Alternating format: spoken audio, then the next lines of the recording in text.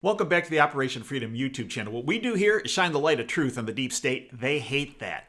We do it figuratively with our presentations. We do it literally with our sponsor's product, PatriotLegacy.com. PatriotLegacy.com, featured product of theirs, the Patriot Beacon. 6 overall lighting functions. In addition, solar powered, don't need batteries. You can charge your other devices like your phone from it. In addition, you got a compass, you got a window breaking hammer, and you got a seatbelt cutter. Plus, if those deep state dweebs get just a little bit too close to you, blast them with this. They're gone. Go to patrioticlegacy.com, patrioticlegacy.com. Get yourself, your kids, your grandkids, your car. Can carry it with you anytime. patrioticlegacy.com, the Patriot Beacon. Hi, I'm Dr. Dave Janda. Welcome back to Operation Freedom Briefings. The goal of these briefings on my weekly radio show is to provide you information the bought-off, lame-stream, fake media will not touch. You can join us with the radio show every Sunday from 2 to 5 Eastern. It's free. It's live. All you have to do is go to davejanda.com. You can stream it live. Go to the upper right-hand corner, hit the live button. We're there for you. We're also available 24/7 on this YouTube channel, and we're also available 24/7 at davejanda.com. We have the free, the public side. We also have the subscription side with extra content, extra shows, our WTF show, our Insider show, our Department of Advanced Research show. All the podcasts for our radio show are available to our subscribers. Please join us either on the free side or on the subscription side. Being a subscriber helps support this YouTube channel. Today's topic is freedom versus the People's Republic of the NBA and China. We see the freedom movement occurring in Hong Kong. And there are a number of individuals and organizations around the world that have stepped up to support that freedom-based movement. But we've also seen a number of individuals, and in particular one organization, which I call the People's Republic of the NBA, walk away from freedom. This all started when the general manager of the Houston Rockets, Daryl Morey, posted a tweet in support of freedom and the freedom movement in Hong Kong against the, if you will, the mainland government, communist Chinese government. Well, he was derided, denigrated by individuals within the NBA, and his tweet was taken down and he had to issue an apology. Imagine that. An apology for supporting freedom. Now, the NBA has taken great pride in their social presence around the country of their free speech. By the way, how much free speech is there in communist China? Right. Remember, of late, the NBA protested the state of North Carolina and their positions on bathrooms, and that there should be and can be separate men's and women's restrooms. And this was outrageous to the NBA. And in fact, if memory serves me correctly, they pulled the All-Star NBA basketball game from Charlotte because of this position taken by the state of North Carolina, as though it was archaic.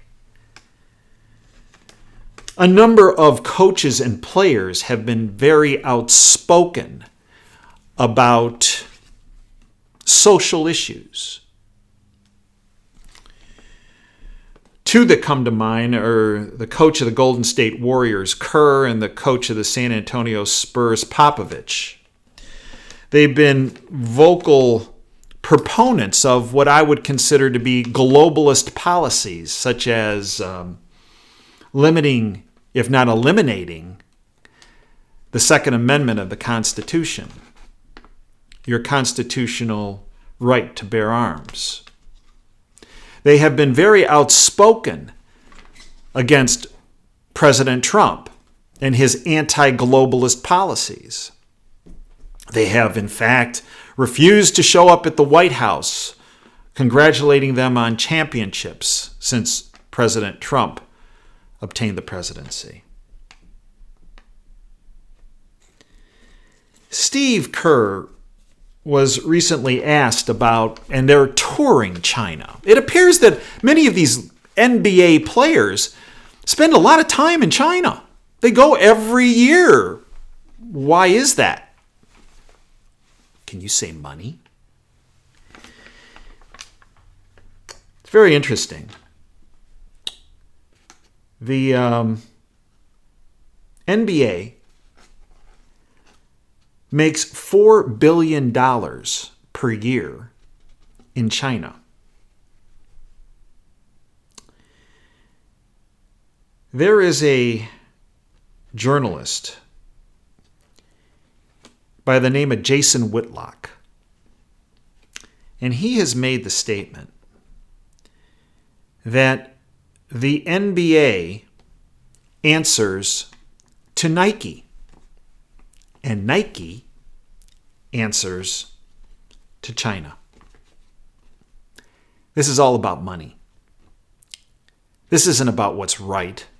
This isn't about what's about supporting freedom, which it should be about. Kerr, Popovich, the entire goat rodeo of the NBA is about hypocrisy and about money. This social issue kick they were on, I don't buy it. Just look at how they're responding to people's rights being violated and what's occurring in Hong Kong. The NBA, as I said, makes $4 billion with a B, billion dollars per year in China. Nike's revenue last quarter was $1.6 billion in China. Total for the year appears to be close to a little over $6 billion. In addition, 28% of the footwear that Nike produces is made in China. Go back to what Jason Whitlock said. The NBA answers to Nike, and Nike answers to China. Yeah, to the tune of a $1.6 billion per quarter, and the fact that 28% of their product is made in China. When Kerr was asked about the general manager of the Houston Rockets and then firing off this tweet and then rescinding it, well, what was Kerr's position? His position was, well, you know, we need to get we need to get more information out of what's happening in China. What? We need to get more information out of what's happening in China? Yeah, he said there's some, quote, some wild things happening there. And, well, right now I don't have a comment because, well, we don't have enough information on China, end quote. And then the next day, Steve Kerr, if he had ever been asked about human rights during his previous trips to China, his answer was, quote, no, quote, no, nor has America's record of human rights abuses come up either. People in China didn't ask me about, people owning AR-15s and mowing each other down in a mall, end quote. All right, Kerr, let's talk about mowing down. Let's really talk about mowing down. You think Kerr has the memory capabilities to remember back to June 4th, 1989? Yeah, Tiananmen Square,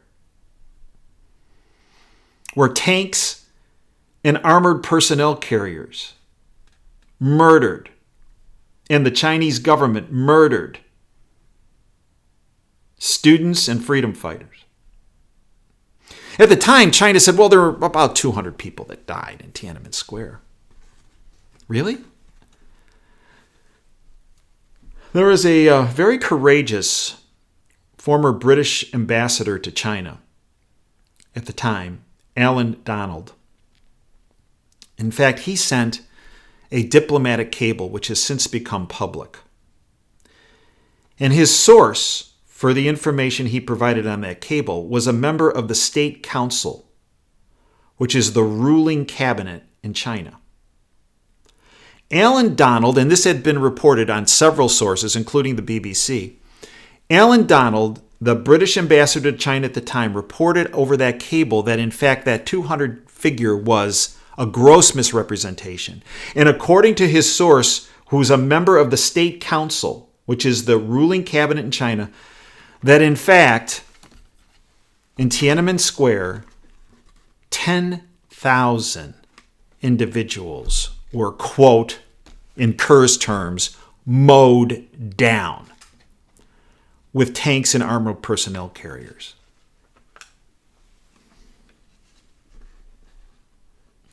At the time, the Chinese government informed the freedom fighters and the students back on June 4th, 1989, that they had 1 hour to disperse. And 5 minutes after that announcement came, the personnel carriers and the tanks started rolling in Tiananmen Square and the attack started. They didn't give them an hour. Within 5 minutes it happened. China, the ultimate in barring free speech, barring political discourse, a country that imprisons dissidents. Steve Kerr, Popovich, the NBA, doesn't speak about that. But boy, will they take a stand on men's and women's bathrooms in the state of North Carolina. What hypocrites. Frankly, what losers.